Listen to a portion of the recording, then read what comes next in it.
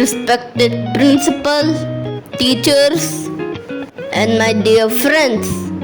I am Manaji presenting Thought of the Day. Education is not the learning of facts but the training of the mind to think, said Albert Einstein. Explanation.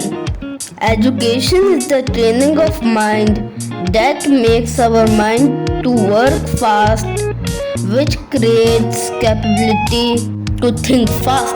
Next thought. Education is the passport to the future, for tomorrow belongs to those who prepare for it today, said Malcolm X. Explanation.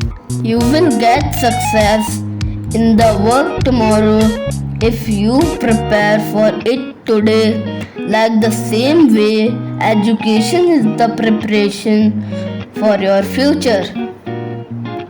Thank you. Have a nice day. If you like my video, subscribe my channel, press bell icon and share to your friends.